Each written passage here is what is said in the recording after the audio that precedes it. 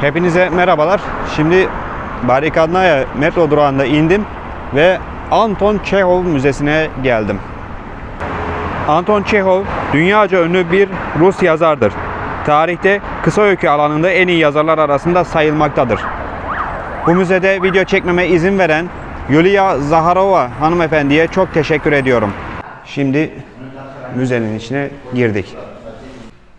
Girişte hemen sağ tarafta sizi yazarın ailesinin ve yazarın bulunduğu bir fotoğraf karşılıyor. Hemen onun yanında yazarın diplomasını görüyorsunuz. Diplomanın hemen alt tarafında yazarın ilk fotoğrafını görüyorsunuz.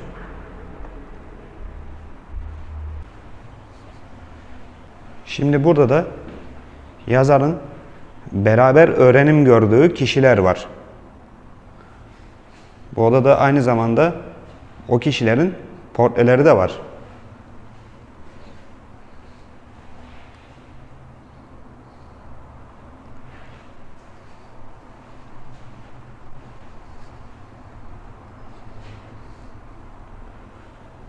Burada yazarın abisini görüyorsunuz.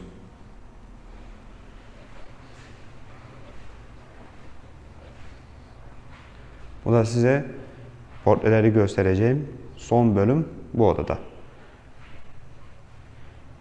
Şimdi buradaki dolabı açtığımızda yazarın yazmış olduğu ilk dergiyi görüyoruz.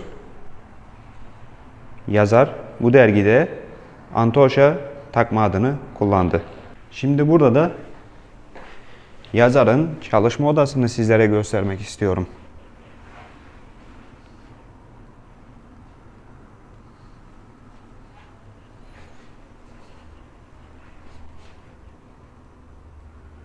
Yazarın çalışma odasının hemen yan tarafında yazarın uyumuş olduğu oda var.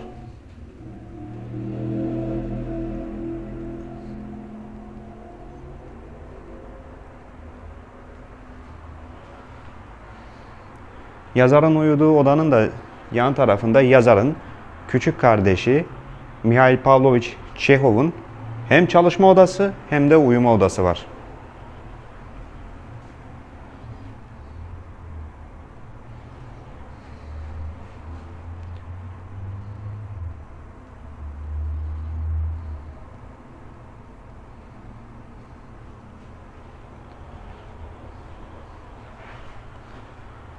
Bu odanın hemen yan tarafında Mikhail Pavlovich Çehov'un malzemelerini görüyorsunuz. Kendisi bir doktordu.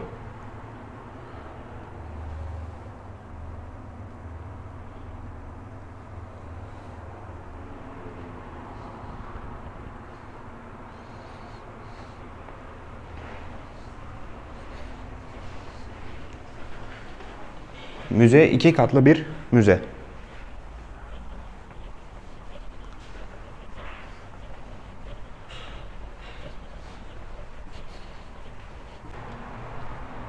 İkinci katta hemen sol tarafa döndüğümüzde yazarın misafirlerini ağırladığı odayı görüyorsunuz.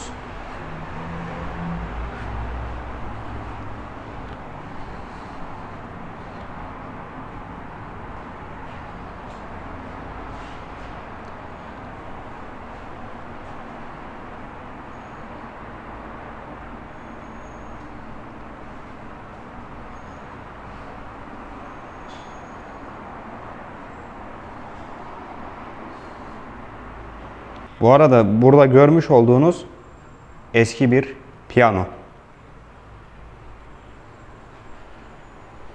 Misafirlerini ağırladığı odanın hemen yan tarafında onun küçük kız kardeşi olan Maria Çehova'nın çalışma odasını görüyorsunuz.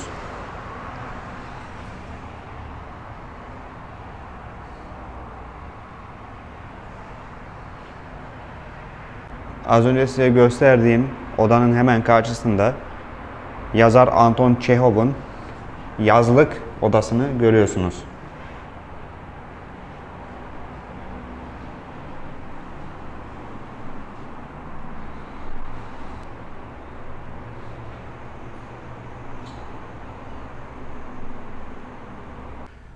Az önceki merdivenden hemen sağ tarafa döndüğümüzde yazarın yemek odasına gireceğiz. Burada yazarın Sahalin, Melikova ve Yalta günlerine ait fotoğraflar da var.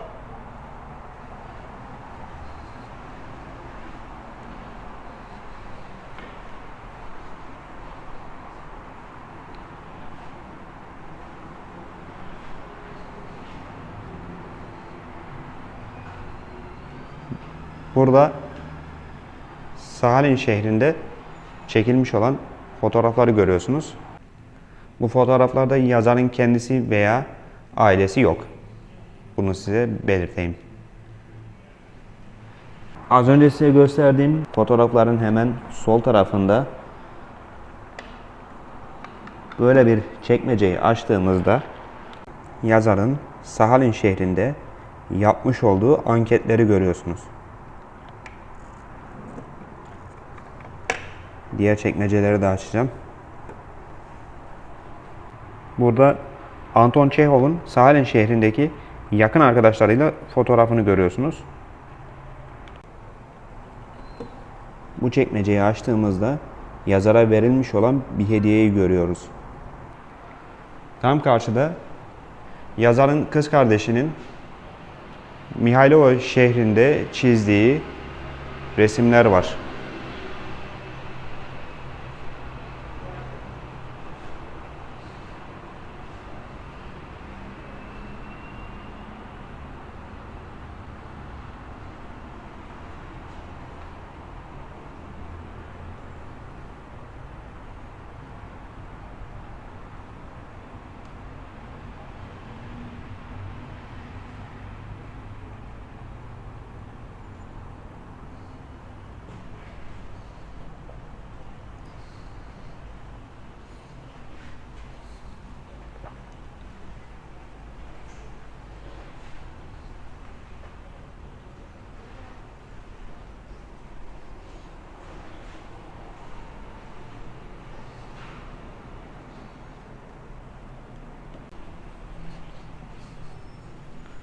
Yazar daha sonra Yalta şehrine taşınıyor.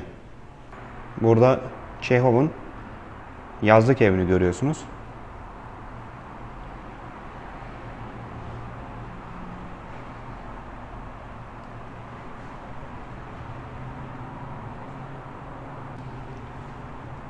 Burada kendisi balkonda.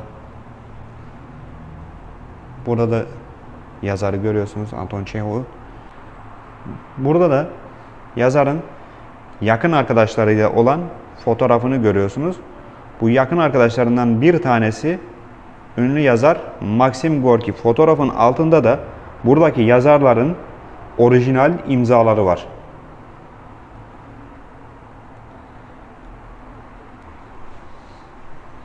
Daha sonra en sağ tarafa geldiğimizde burada yazarın son fotoğraflarını görüyorsunuz.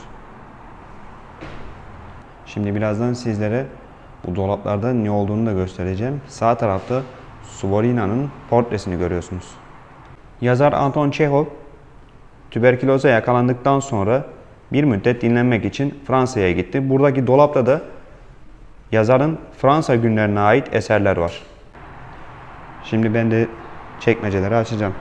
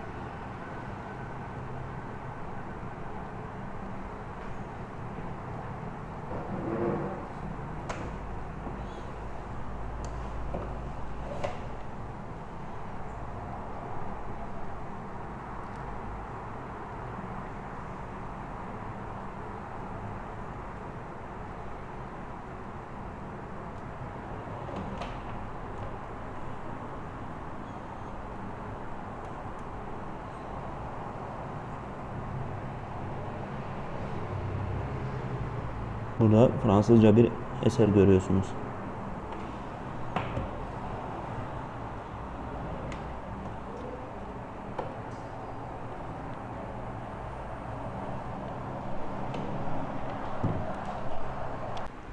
Şimdi geldik yan taraftaki dolaba. Burada yazarın madalyasını görüyorsunuz.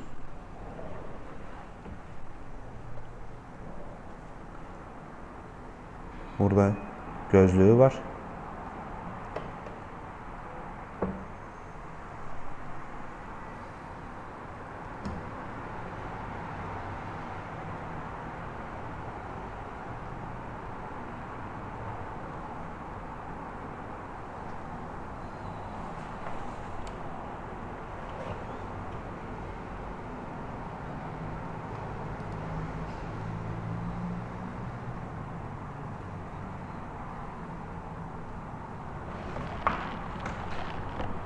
Ama benim burada size esas göstermek istediğim şey işte burada.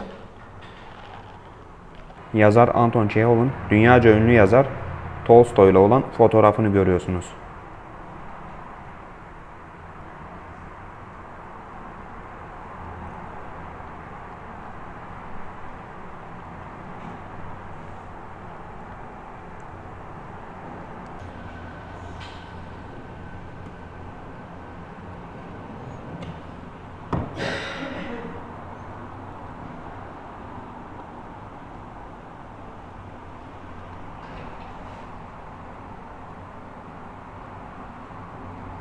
Burada yazar Anton Çehov'un yazmış olduğu bir hikaye kitabını görüyorsunuz.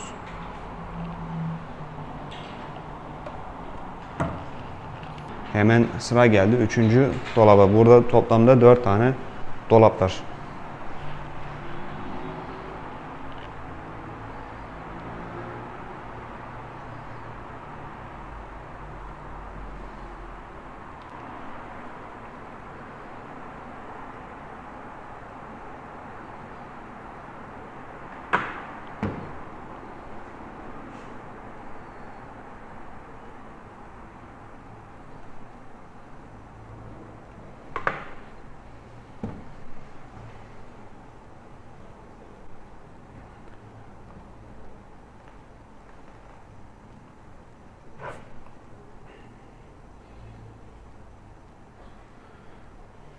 Burada yazarın ilk piyesi var.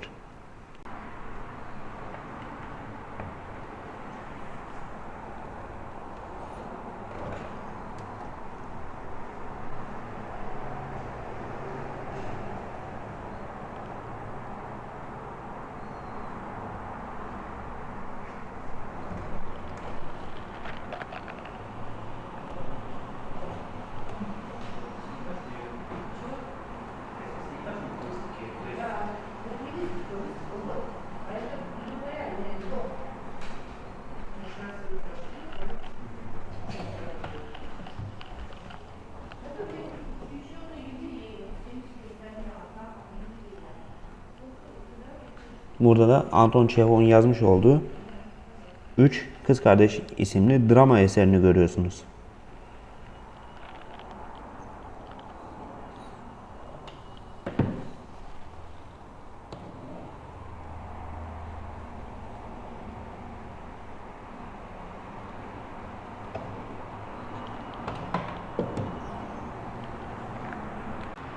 Ve sıra geldi son dolabı açmaya.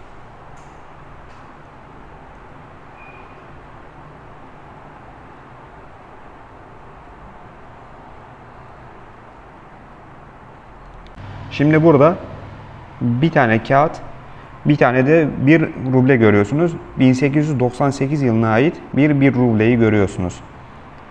Bunun özelliği şu: Anton Çehov'un kağıdıyla bu 1 rubleye Tolstoy'un fotoğrafı basıldı.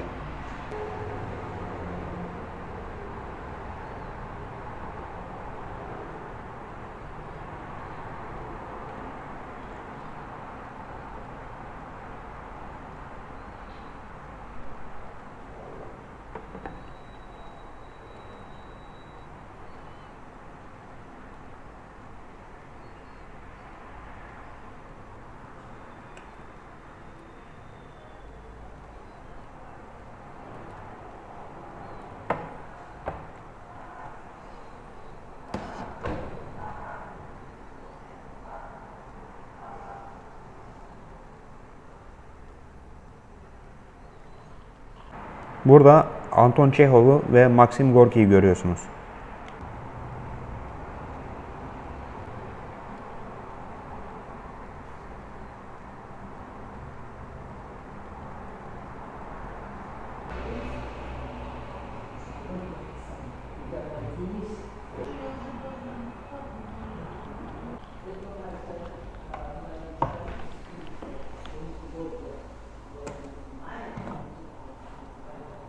Burada da Çehov'un ölümü yer alıyor.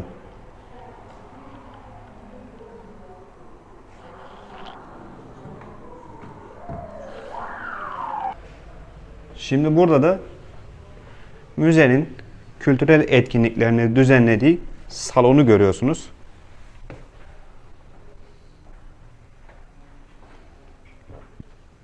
Burada konserler falan düzenleniyor.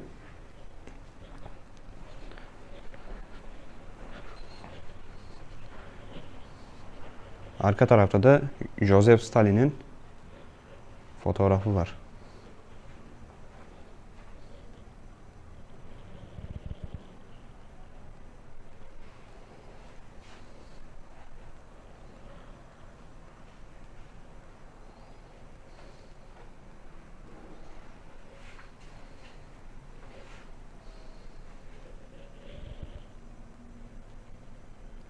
Az önce size göstermiş olduğum fotoğrafların hemen alt kısmında yazar Anton Çehov'un gençlik dönemlerine ait fotoğraflar yer alıyor.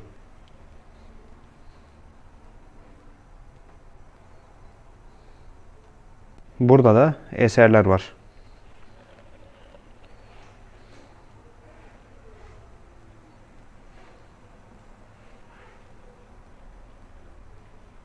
Şimdi size Sovyetler Birliği'nin ikinci devlet başkanı olan Joseph Stalin'in bizzat imzaladığı bir kararnameyi gösteriyorum.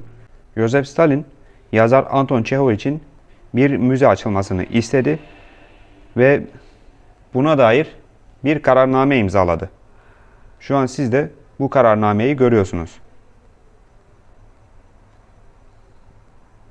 Şimdi burada da yazar Anton Çehov'un sergisini görüyorsunuz.